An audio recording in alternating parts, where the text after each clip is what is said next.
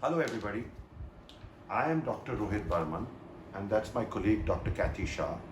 We are both physicians at Breach Candy Hospital and both actively looking after the COVID wards for the last 1 year.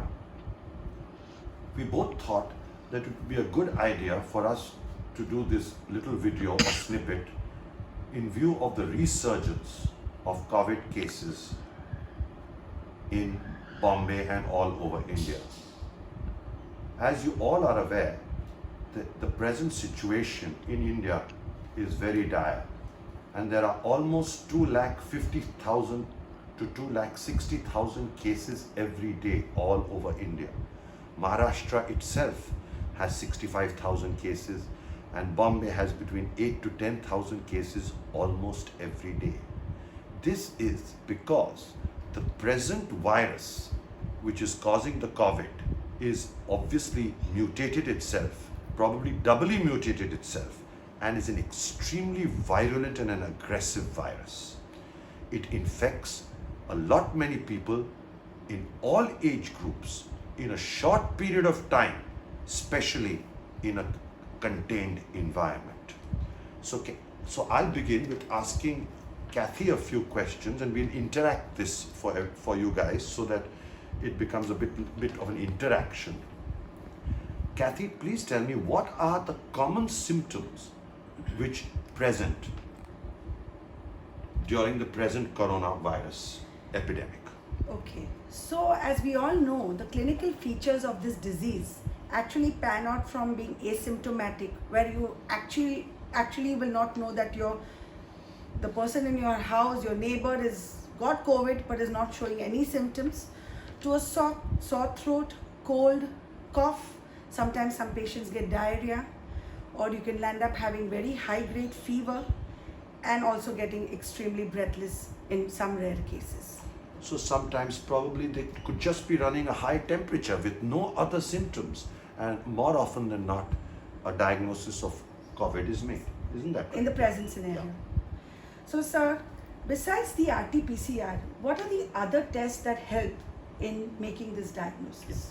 So of course the RT-PCR is a specific test, as all of you know, for COVID, and if that comes positive, you definitely have COVID. But again, in the present scenario, sometimes some laboratories are overburdened and RT-PCR tests are taking a longer period of time. We have what they call a BioFire test, which is a test which is expensive, done in certain selective hospitals and laboratories, but it gives you a diagnosis almost immediately within the same day. There are quicker methods of diagnosing this, may not be the most accurate methods, but at least a rapid antigen test gives you an idea of the disease. And of course, the HRCT scan of the chest, which is, in my opinion, very instrumental for us to make a diagnosis with the typical ground glass opacities which the lungs show for most COVID infections. Now, Kathy, we've discussed some of the symptoms, we've discussed the diagnostic features, and of course, I've forgotten to add on, we also do a lot of blood tests for the diagnosis of COVID. And the idea of doing the blood tests are primarily to do a D-dimer, which tells you whether you have a tendency to clot, to do an IL-6 to also predict whether you might have a cytokine storm, which means you could have a very severe disease later on, and various other parameters like ferritin and CRP to tell us about the severity of the infection. So what I'm going to do now that we made a diagnosis, we've discussed the symptoms, I'm going to ask Kathy about the management of COVID. So Dr. Bowman, we know that most cases are mild, they're self-limiting. In fact, we treat them at home. That's right. And most of them get a mild fever, some sore throat, little cough for a few days, and then it all settles down. Almost 80% I think present so, that way. 75 to 80%. But there is a fraction of them who present with moderate disease, where they have high-grade fever, almost swinging through the day, not breaking with your paracetamol, etc. Very bad cough, sometimes having dips in saturation. and then progressing to severe disease which needs immediate hospitalization, where the patient is breathless, running high grade fever, the saturation has dropped below 90%. So you have a whole spectrum. Can I just intervene here and ask you, what would be the criteria for hospitalization in your view? So I think if the patient has been running mild fever, which has now progressed to high grade fever associated with some degree of breathlessness, they'll typically tell you, I have a pull here, I can't breathe. Every time I go to the bathroom and I'm back, my saturation is dropping to 90. As long as the saturation also consistently dropping to 90. I would admit such a patient immediately. Yeah, and also, of course, one of the biggest diagnostic tools is your CT scan. That, of course. If the CT score is more than 10% or 15%, Yes. I think those people need to get admitted. Especially into the if they hospital. are entering their second week, you know that they could be in trouble. Absolutely. So, Dr. Berman, please tell me about the drugs that we have been using to manage this disease. So basically, I think I can speak on behalf of Kathy because we've been managing most of these cases together. Basically, most of the mild cases which Kathy and me have been managing, we've just stuck to the basics. We have given a broad spectrum antibiotic to prevent a secondary infection to most patients. We have given a probiotic or multivitamins, and we have treated them symptomatically like paracetamol, Dolo, Crocin, etc. when they've had fever, body ache, headache, etc. Yes, in those patients where the D-dimer is high, those people who have tendency for blood clots, even if it may be mild to moderate, we have covered them with a blood thinner. And it could be an ecosprin, it could be a low molecular heparin, which is injectable, that's preferably in hospital, or it could even be Eliquis, which is a blood thinner, which we are giving to a lot of our patients with moderate to severe disease. Now, besides these basic line of treatment, there are many drugs, some debatable, some recommended by World Health Organization, some still in the clinical trials. There are lots of antiviral drugs like favipiravir, which is used by a large section of doctors, and remdesivir. Again, a lot of people feel remdesivir along with steroids is probably a life-saving combination, and we've seen that too in our field of practices for the patients who've been admitted. And of course, this is along, but basically the three principles of management and treatment of COVID, as Kathy will probably agree with me, is good oxygenation. So if a patient in room air can maintain good oxygenation, fine. If the oxygen saturation is falling, then we give them 2 liters, 4 liters, non-invasive ventilation, high mass concentration, ventilation, but oxygenation is a very important thing.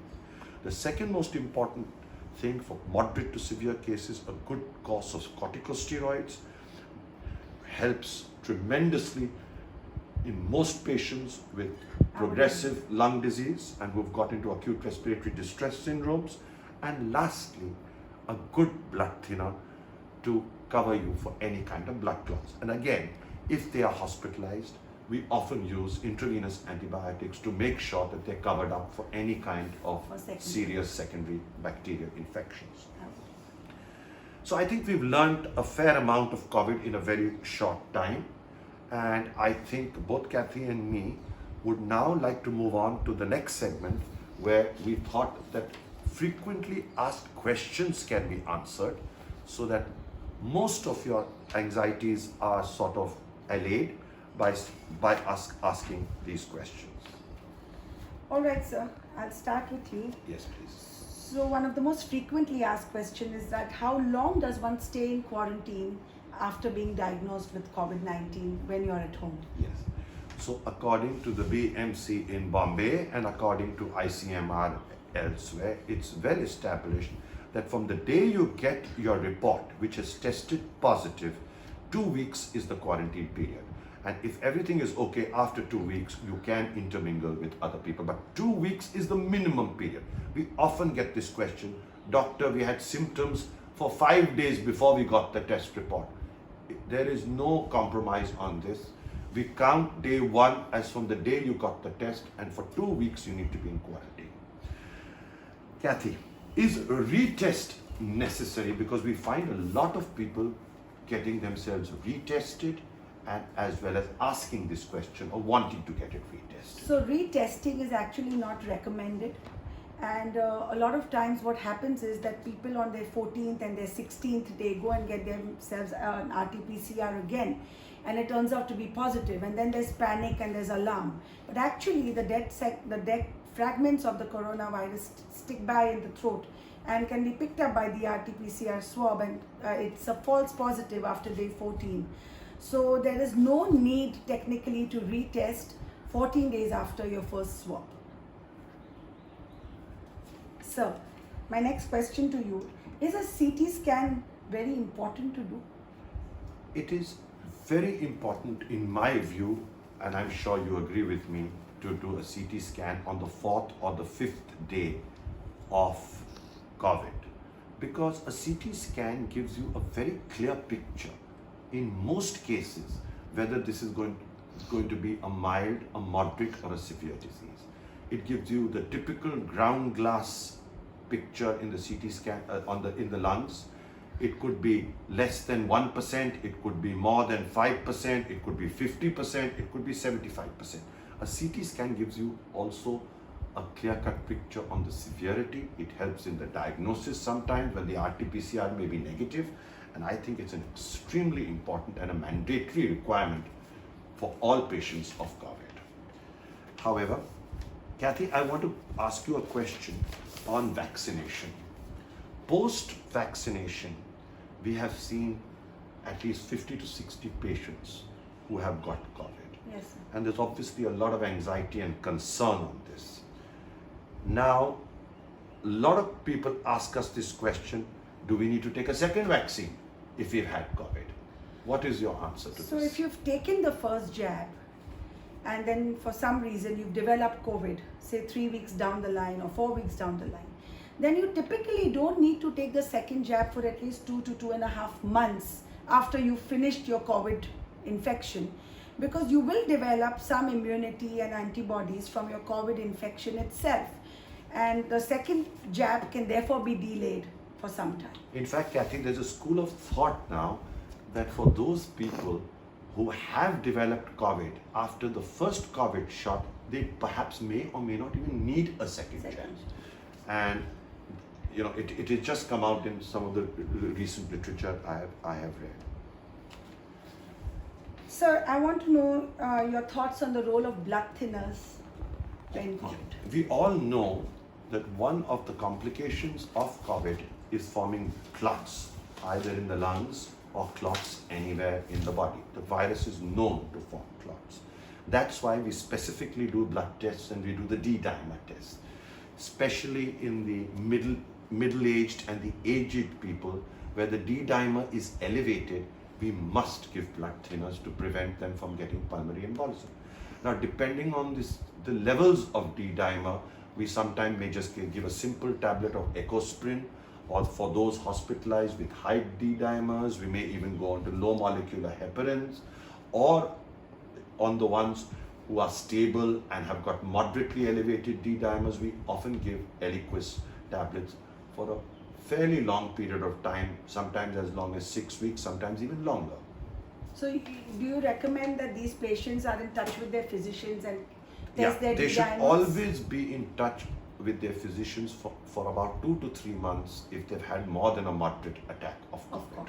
If it's a mild attack of COVID, I think 1 month is the maximum. Generally, most people recover within 2 weeks from a mild attack. So, Kathy, how soon does antibody develop after vaccination? So this is a very variable. I have a variable answer to this, because there is no statistics that tells you that you will develop antibodies after these many weeks, because it all depends on your own immune response. I agree But with you. typically speaking, they say you must test your antibodies 2 weeks after your second jab. That's right. And that will give you a reasonable level as to what level of antibodies you've developed. That's right. So one question Sure. that somebody asked me is that he said, my wife has COVID. Right? I have taken 2 vaccines. Do I need to wear the mask in the house? You always have to wear the mask, because even if you're vaccinated against COVID, with the present scenario where there are all mutant and double mutant strains from Africa, from Brazil, from England causing the infection, you never know what it is. A vaccination, yes, generally gives you a relatively good protection against COVID, but it's not 100% protection against COVID, and a mask needs to be worn till such time as we know more about the disease and how effective the vaccination has been done. After all, it's all at its initial trial phases all over the world at the present moment, and how long the antibodies will last in most people with the vaccination is again a thing which Time will tell. Time will really tell us. All right, sir. Now, does vaccination guarantee you protection from COVID, No, Kathy? it does not guarantee you any protection, complete protection, if I may say. Absolutely. As most vaccines have suggested, they provide about a 70 to 80% efficacy, or maybe 60 to 80% of efficacy. Yeah, they say the Pfizer and the Moderna give you a little higher but protection, we're and not the AstraZeneca sure. and Time will tell. So this vaccine, I think, according to me, is going to what it does is actually, we've seen, sir, it makes the disease process smoother, lesser complications, lesser lung involvements compared to those who are not vaccinated. I agree with you totally. The 50 to 60 patients I have seen, I more or less rarely had to hospitalize them, treated them over the phone, and their lung involvement at worst was about 5% or 4%. And they did well. And they did very well. Yes. So obviously there is some protection with the antibodies. There is some protection, but it does not prevent COVID from happening to you. So do not be misguided that I have taken 2 jabs, I've got excellent antibodies, I can go to a pub, I can go to a wedding, I cannot wear my mask. I think that's a big. The other question, which is very interesting, is should vaccination be taken by all? There have, as you know, we have been having our camps at Breach Candy Hospital with lots of people coming at various age groups for vaccination. And there are sudden days you see the whole vaccination center is empty. And we find that a lot of people were a little apprehensive to take the vaccine. What's your view on that? I think everybody should be vaccinated. Perfect. It's absolutely mandatory. It will protect you from severe disease, and that's what it's supposed to do to some degree. And thereafter, it's of course, you must be very careful, very watchful, mindful about how you behave, whether it's your mask, your hand sanitization, and your social distancing. Absolutely. Thank you, Kathy. I think that was a pretty interesting talk we've had with everybody. I hope we benefit a lot of people by our thoughts on COVID, and we'll continue to do this in the future. And for the time being, I think we've covered a fair amount I think so too. of the disease and its prevention. Thank you, everyone. Stay home, stay safe.